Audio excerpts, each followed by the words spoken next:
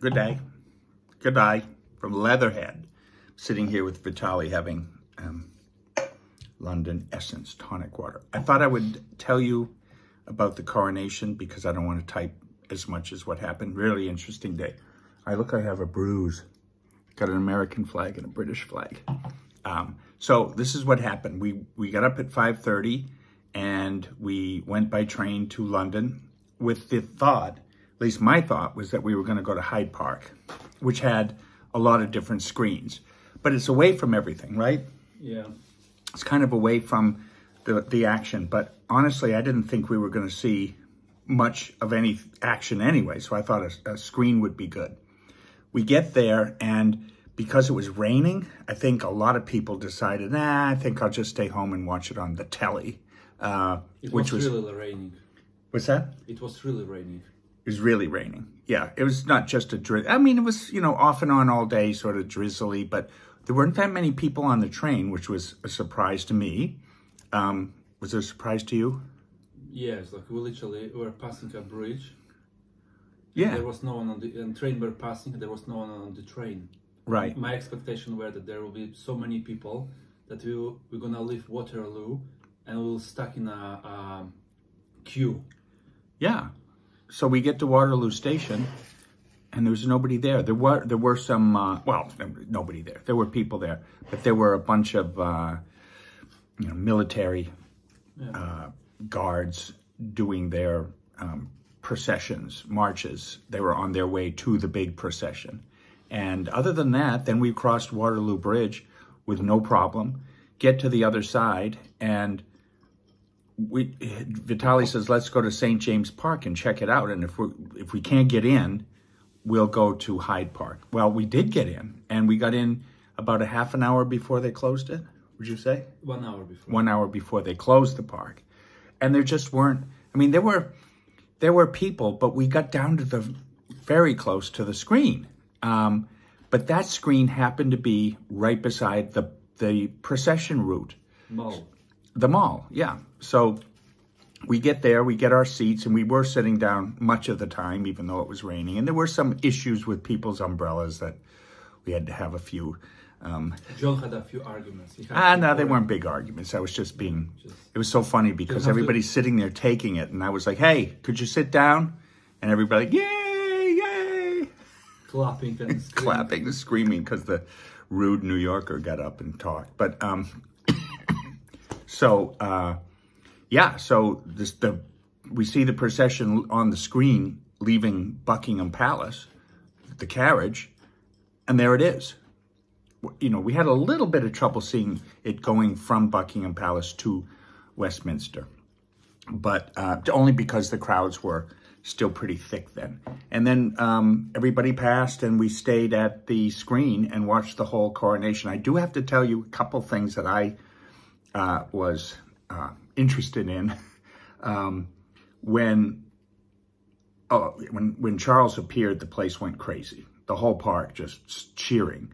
And everything about Charles, the crowning and all of that, cheering. William and Kate, absolutely. Prince William, Prince George, the place went crazy. And then Camilla was crowned, and applause, applause, applause. Everybody applauded. The only time I heard anything was when Harry walked in.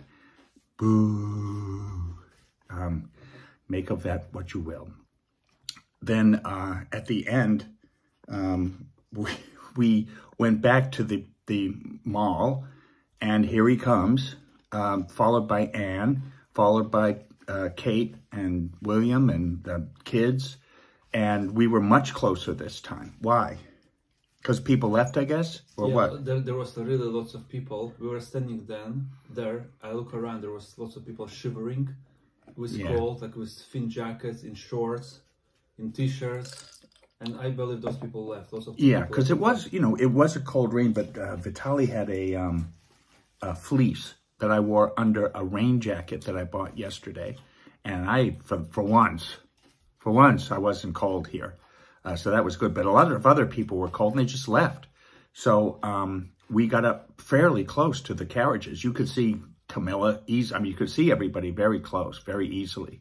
Then we went back. They go to the mall. I mean, they go back to the palace, and they go out the back to have the military salute.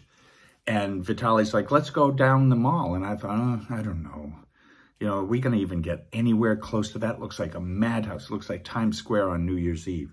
But okay, let's try it. So we go back out to the mall, and then we had to go in the direction away from the palace because so many people were streaming down the mall. And then you turn around the barriers, and then you get into the crowd. And Buckingham Palace is way far away. You can see it, but... And I thought, well, you know, when you see these videos of these, you know, when Queen Elizabeth's Jubilee, you just see thousands and thousands of people way in the distance. I assume that's where we would be. But that line just kept moving, just going down steady, steady, steady down the mall. And then we get down to the kind of courtyard with Queen Victoria's statue in the middle. And we just kept, no one was pushing. It was very well done. But we just sort of got corralled over to the side and down toward the front. There'd been people sitting there all day long just waiting for the balcony scene. They were there the entire day, and we were way in front of them.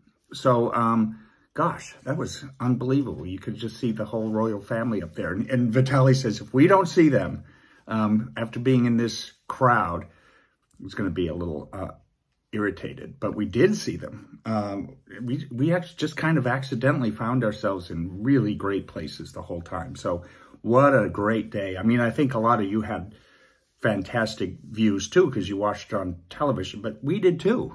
You know, we had them on the huge screen, and the sound system was fantastic. They even put a thing of trigger warning. There will be a gunshot at the end of, came right at 12:01, because I think he had just been crowned. And yeah, it was a boom. And I might have thought there was maybe being, that's sad to say, American, that was a bomb going off. I saw no security. Nobody was checking bags. Isn't that nice? They didn't really have to.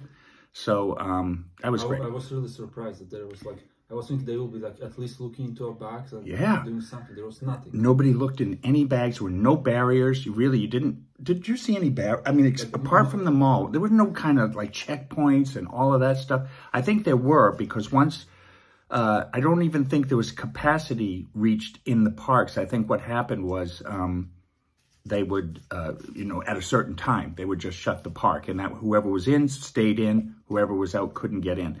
And the crowd was really happy and friendly, and some ladies in front of us had these little temporary tattoos. And after I asked someone to put their umbrella down or sit down, we started talking, and I said, oh, will you put an American flag here? So they did, and then I thought, oh, I don't want to be too insulting or anything. Well, not that that was an insult, but I thought I should get one of theirs too. They look like bruises now. Yeah, anything else you want to say? Yeah, I just want to say the people were really amazing. We made like so many, like not friends, but you know, like have so many laughs with so many people. Yeah. Everyone was so really open. Atmosphere was amazing. I was thinking, honestly, and I was told John in the morning that let's stay as close as possible to the same St. James Lake in the middle of St. James Park. Yeah, you told me that.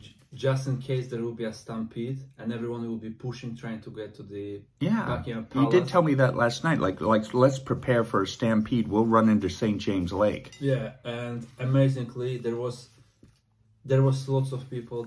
You feel these crowds. However, everyone was like staying like a feet away from you.